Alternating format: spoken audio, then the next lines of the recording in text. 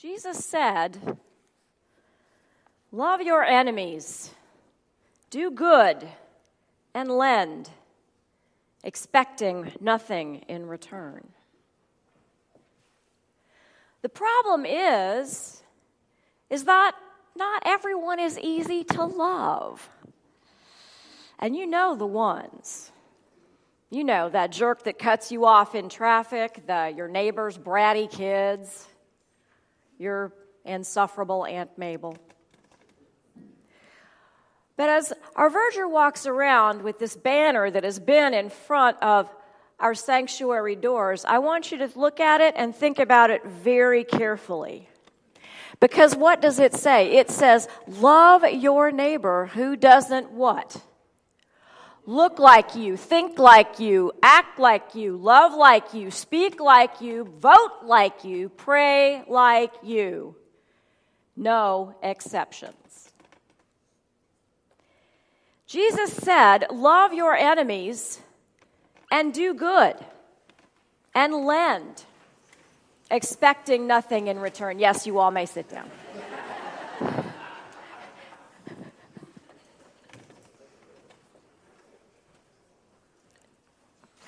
You see, the thing is that we need to love people, especially when they give us every reason why we shouldn't.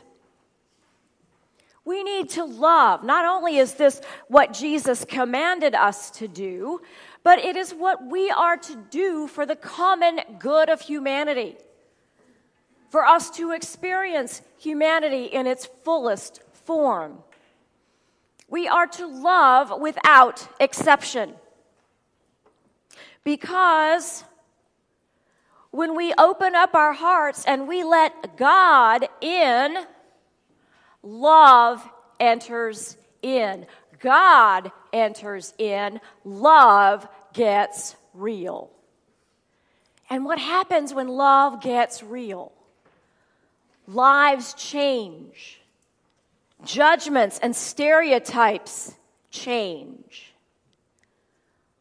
Our hearts change. And we are transformed in love. I don't know if any of you have ever read this book. It's called A Lesson Before Dying. It's written by Ernest Gaines, and I heartily recommend it to you.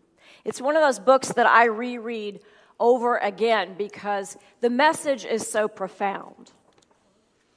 And the message is this: love that person that doesn't look like you, act like you, think like you, pray like you, vote like you, or even speak like you. Because when you do, love, what? Gets real. When love enters in, God is there. When love enters in, what? God is there. So let me tell you a little bit about the story. The story is set in 1940s Louisiana, very small Cajun town, very segregated. There is a white side of town, and there is a smaller, as the author says, a colored side of town. And it is very segregated. It has been that way for 200 years.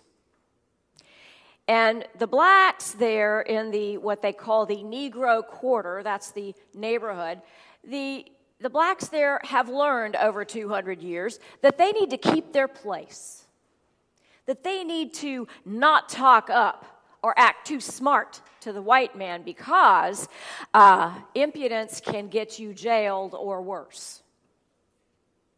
So they attempt to stay under the radar, not cause trouble, because that's the way it's always been.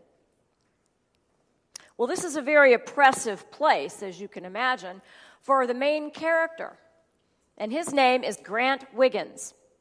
He is a college-educated black man who has come back to teach at the plantation school in this town.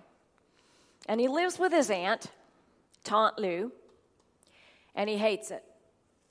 He hates it Not because he hates the students in the school, but because he hates the backwardness. He hates the segregation, the oppression, the always having to keep his rage in check. And he is plotting escape, getting another job in a different state, when his Tante Lou comes to him with an odd request. Her best friend, Miss Emma,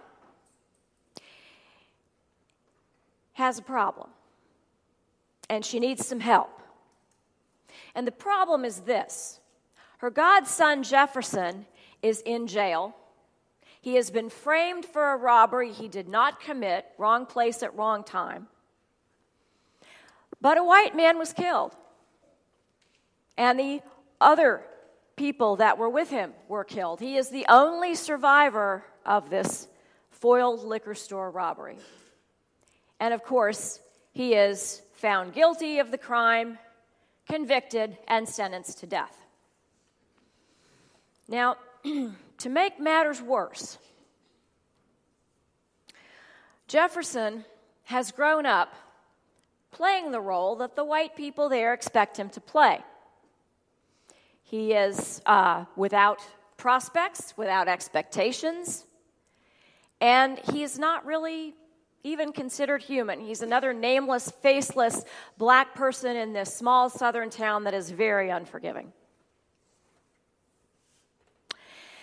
And so to make matters worse, when his white lawyer tries to get him off, he calls him a hog.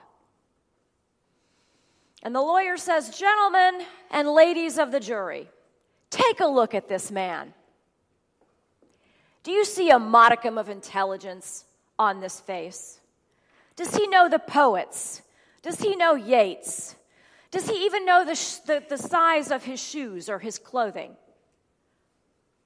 I tell you, ladies and gentlemen of the jury, this man could not have planned a crime. He doesn't have the intelligence. He's just a hog. I would just as soon send a hog to the electric chair." How would you have felt if that was you, waiting to be condemned, and someone referred to you as an animal and not a person, not a human being? Well, Jefferson's godmother, Miss Emma, is in the back of the courtroom, and she is enraged. And so she goes to Tante Lou, and the two of them conspire together, and they are going to get Grant, the teacher, to do them a favor. They want Grant to go to the jail and convince Jefferson that he needs to become a man. How in the world do you do that? Well, Grant doesn't want to do it. He doesn't want to go. He doesn't want to have anything to do with this. First of all, he has spent his entire career trying to keep people like Jefferson out of trouble. Jefferson represents everything he hates about the South. He doesn't want to do this. He doesn't want to go and have anything to do with it. But if any of you have ever had a Tante Lou or a Miss Emma in your life, and they come up to you and they say, "You're going to do it. You're going to go to that jail, and you're going to teach him how to be a man. Because I don't want no hog to sit in that chair. I want a man to stand on his own 2 feet and go to that electric chair." Grant has no choice. He goes to the jail. And at first, it's a complete disaster. Jefferson won't talk. He won't interact. He won't get up off the floor. He's on the floor on all fours, eats off the floor like a hog, grunts like a hog, because that's what hogs do. And Grant is very, very upset. He thinks to himself, why am I pursuing this farce? Why am I even here? I don't want to be here. He's not a very lovable person. He's not like me. He doesn't think like me, act like me, speak like me. But then a funny thing happens. He thinks to himself, what if it were me?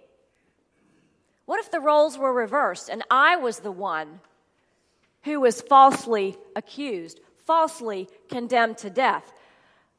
What if people didn't treat me like a person? What if they just treated me like an animal? How would I act then? What should I do, Lord? And Jesus said, love those who don't look like you, act like you, think like you, pray like you. Jesus said, love your enemies, do good and lend, expecting nothing in return. And so he keeps going to the jail. And gradually, he starts to see that Jefferson embodies everything about his race that has been suppressed for the last 200 years. He sees that Jefferson embodies everything that the race has suffered: slavery, lynchings, horrible treatment. And he says, Jefferson, you're a man. You're not an animal. And gradually he keeps going, and he becomes Jefferson's cheerleader. And he brings him a radio. He lends him a radio so that Jefferson can be connected with the outside world and be distracted from his upcoming death. He lends him a journal and paper and pen so that he can write down his thoughts and feelings. Nobody cared before. And gradually these two men come to respect each other and to love each other. And in the end, spoiler alert, in the end, Jefferson realizes that he is a man.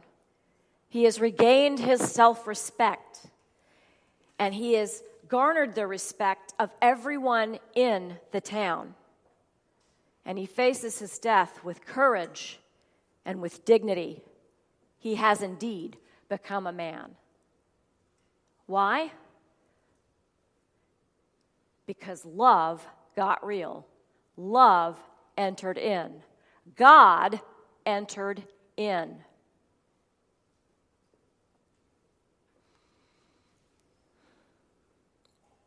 Jesus said, love those who are your enemies. Do good and lend, expecting nothing in return. Love those who don't look like you, act like you, think like you, pray like you, vote like you, speak like you. And what is at the end of that banner? No excuses, no exceptions. When we get real with God, God gets real with us. And so I'm going to challenge you today to go out and find one of those people who is very hard to love. And you know who it is. They don't have to deserve it. They don't have to have acted nice to you. They don't even have to have a name, because we like to lump people together that we don't like and not even give them a name.